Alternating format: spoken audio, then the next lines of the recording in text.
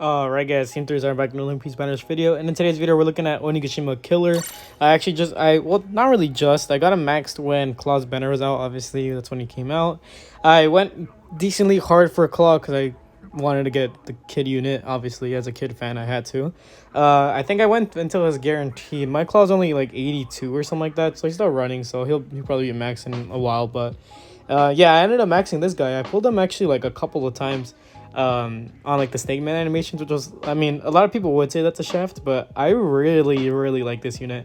He's not like crazy good. He's not meta breaking, but I will say he does have the best status in the game in my opinion, easily the best. And I'll get into that in a bit.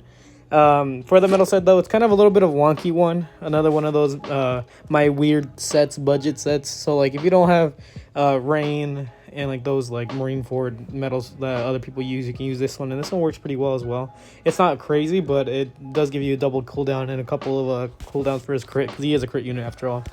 And then for the first metal we have Purgatory Onigiri metal. It's the event Oni Zoro. You get skill 2 when you get a critical. It's a defense HP. You'll also notice I'm actually playing him a lot more defensive. There's actually no attack on this build, so trying to make him a little bit tanky, because I feel like his old like shtick is to heal and just be annoying and give him capture block. Gonna talk about later. Edmund metal. This is a EX Zoro. I actually got lucky on these rolls. I got a worst gen defense, HP, and defense.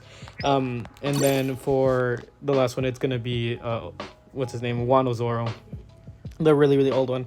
We have more treasure. You get increased damage dealt. This is HP, and defense. In a perfect world, obviously getting a little bit of more defense would be a lot better than HP, maybe even a little bit of attack, but this does work. The you get a couple attacks for it. You get Land of Wano. It's a trio effect because they're all from Wano. You get a skill 1. You get Straw Hat Pirates, and then that's skill 2. Combatant, which cast speed doesn't really matter. And then you get worst gen, you get damage increased when you have less treasure secured. So you'll get a couple of damage increasing from there anyway. Obviously, I think like the best thing that you could do is just like either like a Straw Hat crit set with like Uzohachi, the event one, Sobakar, and maybe like the Zoro, for example, if you want to do the skill 1 and skill 2.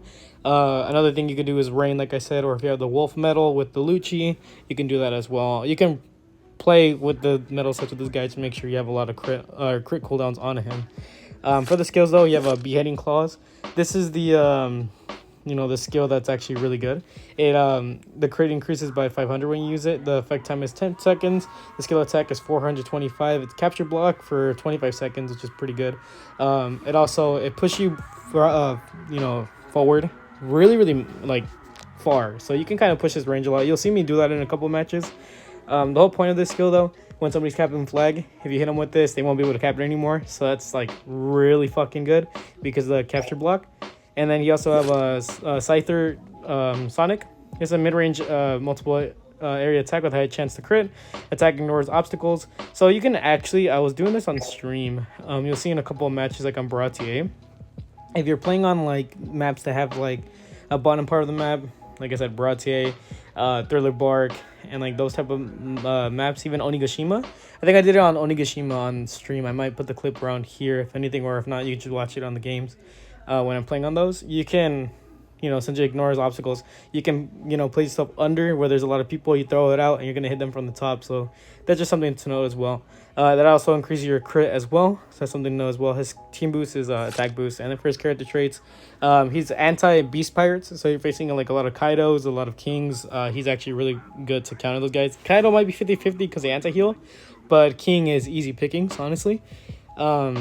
This is his traits though. I'm not gonna really like get into them. I don't feel like I really need to. Like I said, he's a crit unit. He gets HP RE from his trait, so you don't really have to put HP on our crit metals anyway.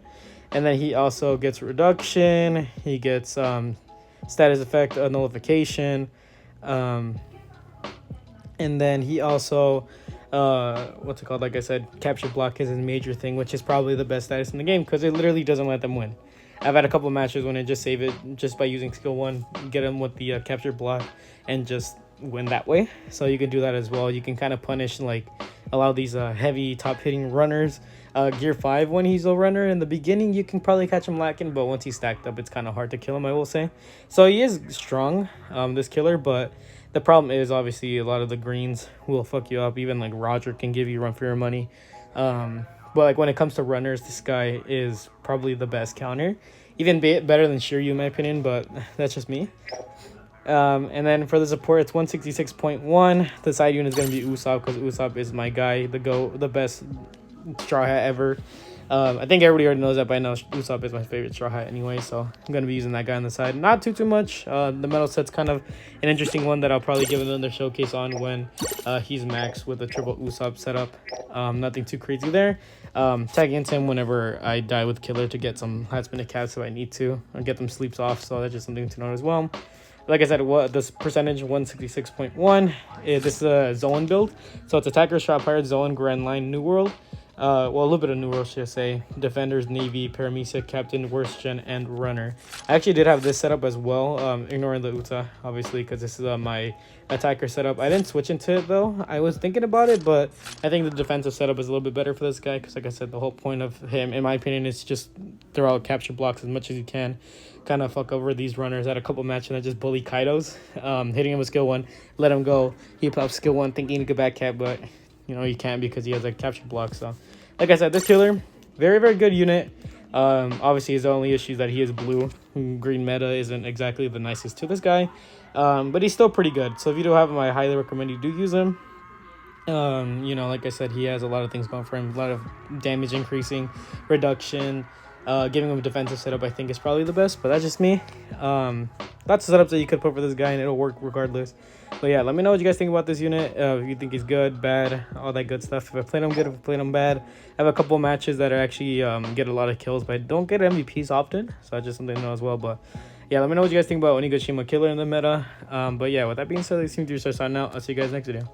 Peace.